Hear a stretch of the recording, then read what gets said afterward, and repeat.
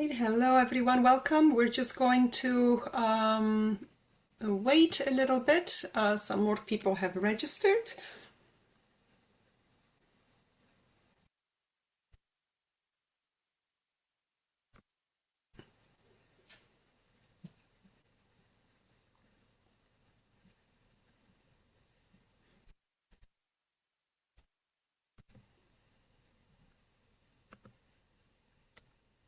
Hi Ratan, we're just going to wait maybe another minute or so because we had some more people register just in case some other people are joining. It's 1 o'clock right now, so we'll give them a few minutes.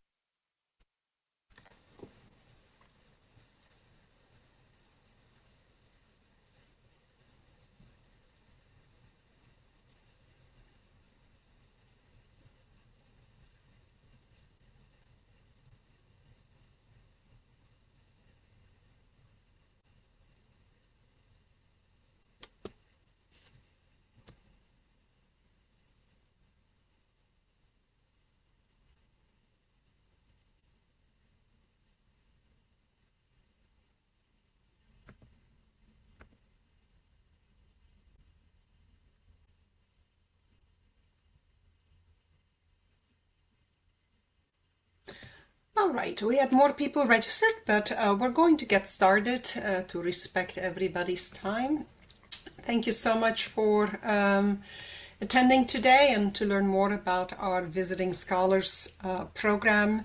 So as you probably know, this is a program that is organized by the Music for Pain Research Network, which is funded by NIH, specifically NCCIH, and the Office of OBSSR, I believe it is. And this program is intended to help support really anybody interested in mechanistic research related to music for pain. So let me, give me a moment, get my slides moving. All right, so here we go. So the program is not just meant for students, and I want to emphasize that because the first year when we ran this program, we limited it to students. This time it is open to any researchers, faculty members, clinicians as well, postdocs, and PhD students. And the program is intended to offer a brief residential training experience, and I'll say a little bit more about that in a moment. But the training needs to be focused on enhancing skills or expertise related to conducting mechanistic research on music for pain management. So that's very important because our network is focused, or the purpose of our network is to enhance understanding of mechanisms underlying music for pain management, or in other words, to better understand how music helps with pain management. And so everything that we fund, or everything that we, all the activities that are organized through our network need to be focused on that.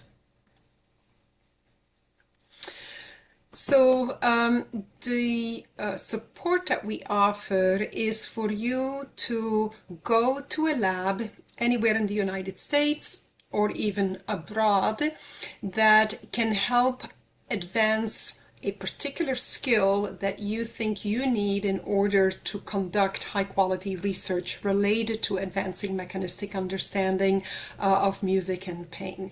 And so typically that will mean that this program will support you to gain maybe some specialized methodological training. And the outcome of the training program will be a measurable scholarly output. And we'll talk more about this, but for example, a manuscript or a grant application. So let's go into a little more detail. This slide lists examples of training that we support, but please know these are just examples. It really could be a lot of different things that you may want to pursue. So for example, maybe you want to gain some skills in a specific neuroimaging technique. Maybe you want to learn some acquisition skills, or maybe you have helped with acquisition of certain neuroimaging data, but you've never analyzed, and you really want to gain more skill in analyzing, or maybe a very specific analysis technique that you want to learn. Or maybe you want to learn about a specific psychophysiological measurement. Maybe you want to learn more about how to use and interpret heart rate variability, for example. Or maybe you're interested more in epigenetics and molecular mechanisms or biochemical signal analysis. Or it could also be that you're interested in using secondary data analysis to create some hypotheses related to mechanisms of music for pain management, and you want to go for 2 or 3 weeks with a researcher who has advanced expertise in a particular secondary data analysis, or maybe a machine learning technique that you want to learn.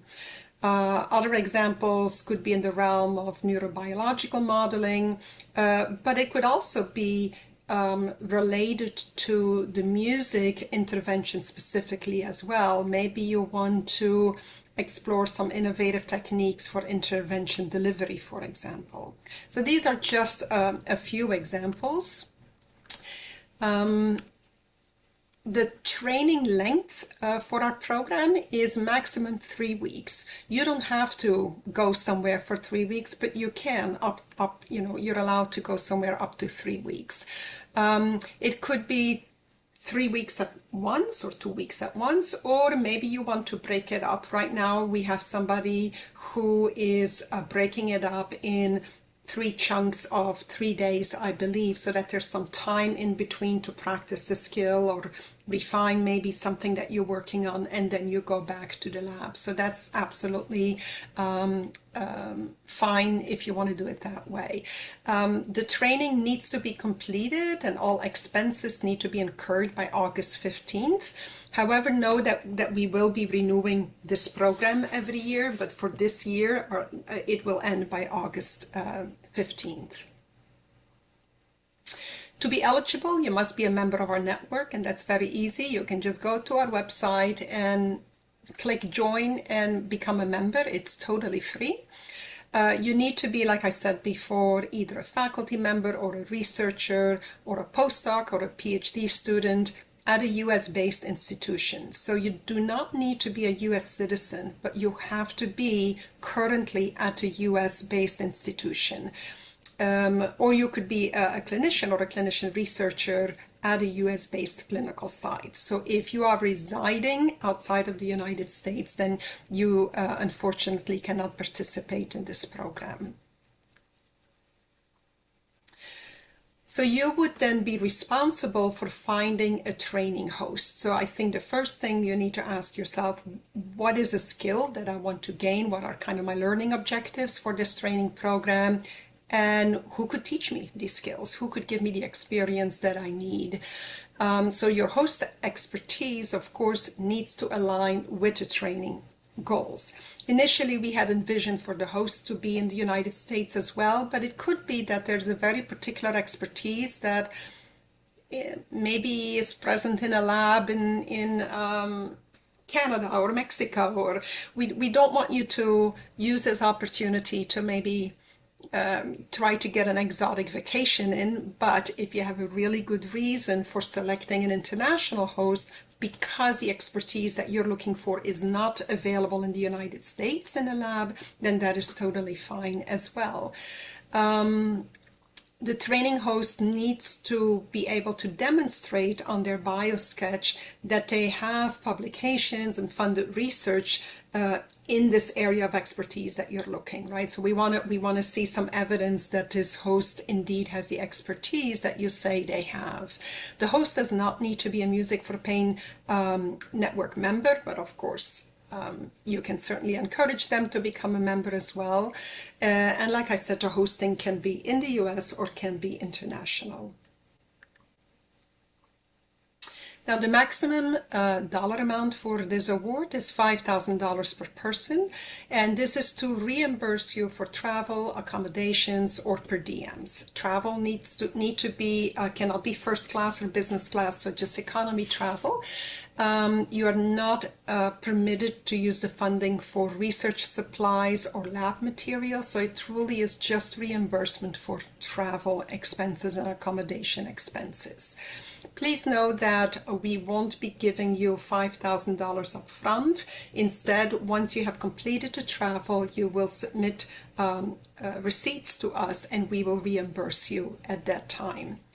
And again, all expenses need to be incurred before August 15th. When you get the award, you will get an award letter that gives more explicit instructions in terms of what types of receipts you need to save and how the reimbursement will work.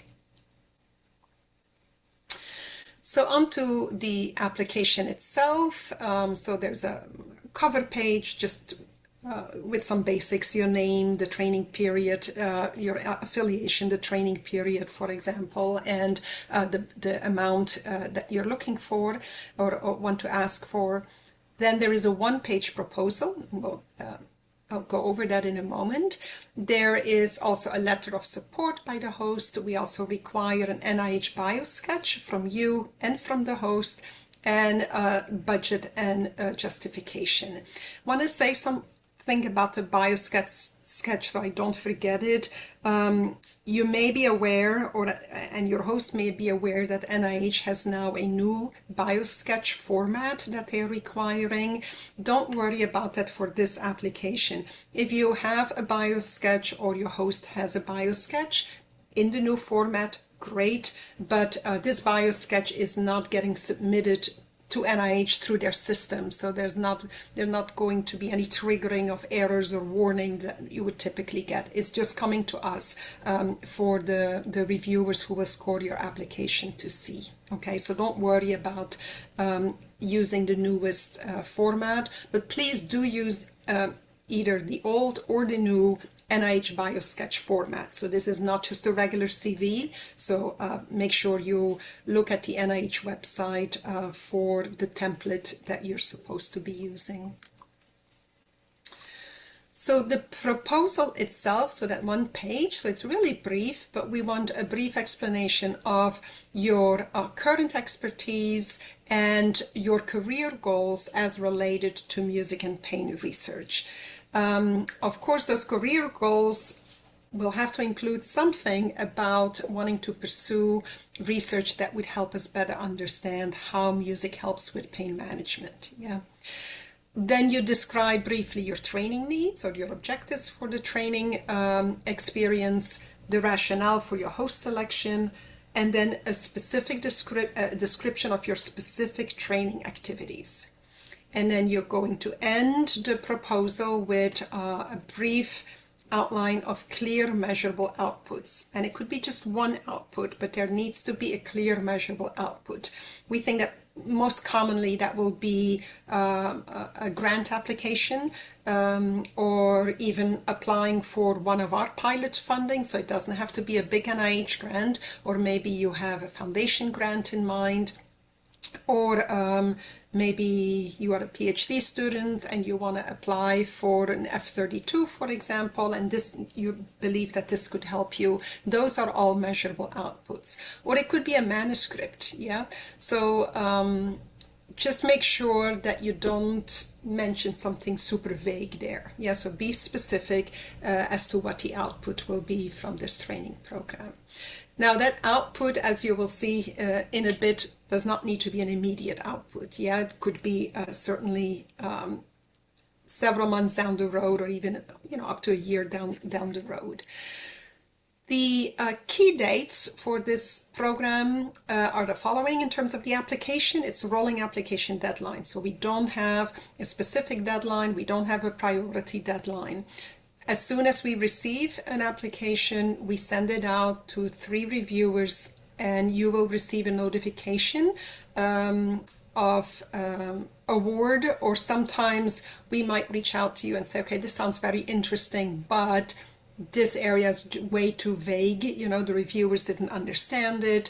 So we really want to support you, and so we will help you if for some reason your application wasn't very clear, we'll make sure to give you that feedback. Or if it's completely not meeting our criteria, we'll let you know as well so that you can reconsider and maybe reapply. So what will we be looking at? The relevance, of course, to mechanistic research, the alignment of the training that you say you want to pursue with your career goals as described in your application, the host expertise alignment, and then also the significance of the proposed outputs. What we'll expect from you is, of course, to complete the training, but then within 90 days of the completion of the training, to submit a brief training summary to us and the progress towards the output. So let's say your output that you stated in the application is a grant, then we would expect to learn within 90 days. Have you started writing this? Have you assembled a team, for example? Just a brief description of what you have been able to accomplish to date. But we don't expect the output to be completed within 90 days. So within 12 months of completion of the training program, we will again follow up with you and to get an update on the progress on the outputs. And that is it. So now I want to see if anybody has any questions. And you should all be able to unmute yourself actually and ask the questions rather than submitting it through the Q&A. So feel free to come on, and there is Fatima is letting you all in here. So feel free also to turn on your cameras. I don't know if that's possible, if the settings allow you to do so. But if not, feel free to unmute yourself and ask questions.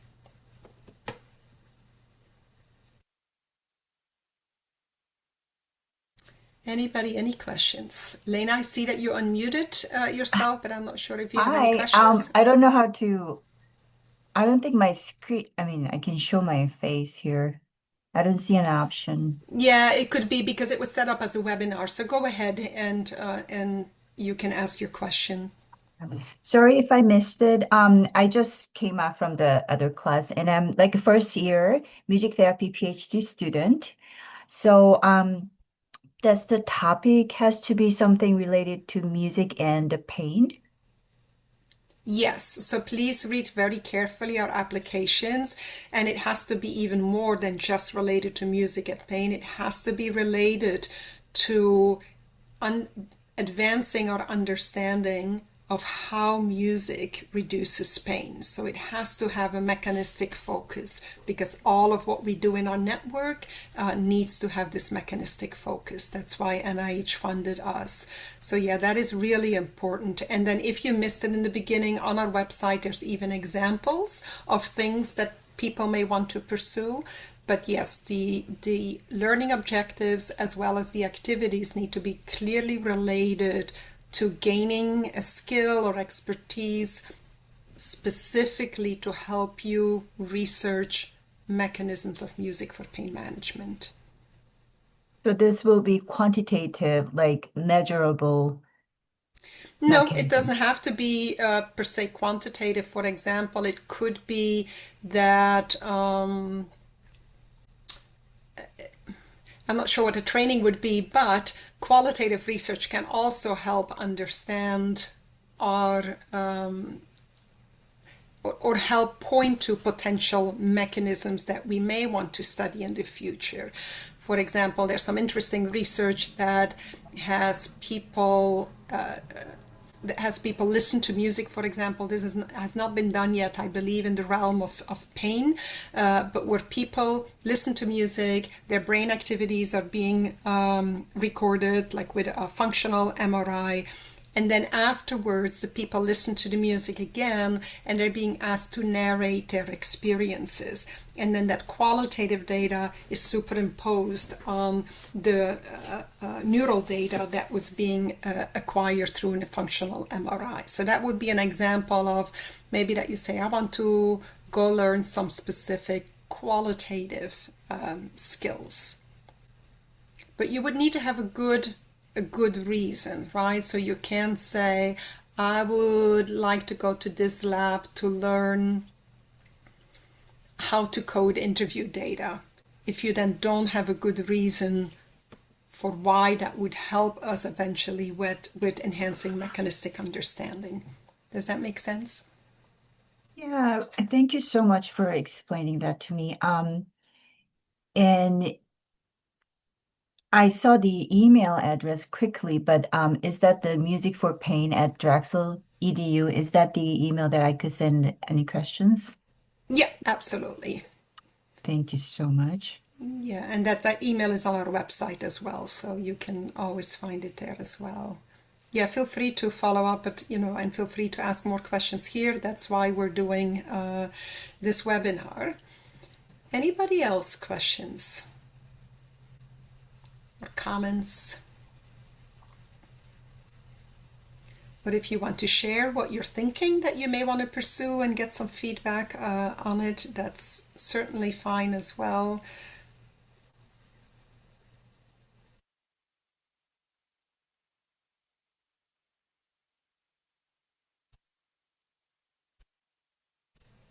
All right, if there's no questions, I will tell you briefly about what kind of trainings we are funding right now. So one person is going to go to a lab to learn more about neurophysiological measurements. Another person is actually coming through to my lab to learn more about music therapy specific or get feedback on a protocol that they developed that is a music-based intervention, not a music therapy intervention, and they're using it in studies that look at help to or aim to enhance mechanistic understanding. And they would like to get more feedback from music therapists on the protocol and see how they can refine the protocol before they submit it for the NIH application. Somebody else is will be going to a lab to get more expertise on the use of FNIR. This person is currently using FNIR in a lab that they're working at, but that lab has no experience using FNIR in people with pain. So she's going to a lab to learn specifically about how to use FNIR in people either during experimentally induced pain or people with chronic pain conditions. So those are some examples of what we're funding right now. All right, last call for questions. And if there's none, we really look forward to receiving your application. We have this funding available. We are super excited to support people. So please, if you have an idea, submit an application. If you first want to get some feedback on it to make sure that you're on the right track, feel free to email us at the Music for Pain address that is in the chat.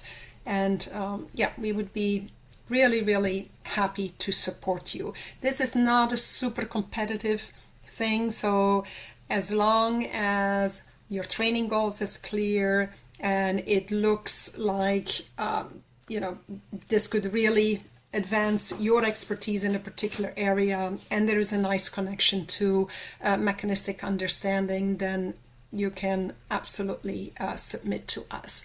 And I do see a question in the chat. Yeah, feel free to put your questions in the chat as well, of course. Raton is asking, any music, vocal, chanting? Yep, certainly it doesn't have to be a particular music intervention. It also doesn't have to be music therapy. Could be any music intervention or music as a stimulus, right? In a laboratory experiment, for example. So yeah, we certainly don't set any restrictions on any of those things. You're welcome. Anybody else have questions? Feel free to put them in the chat if that's more comfortable.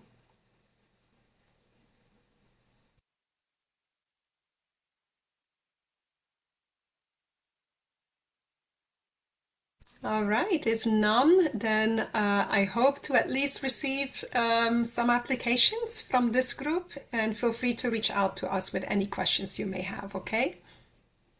Have a nice afternoon. Bye bye.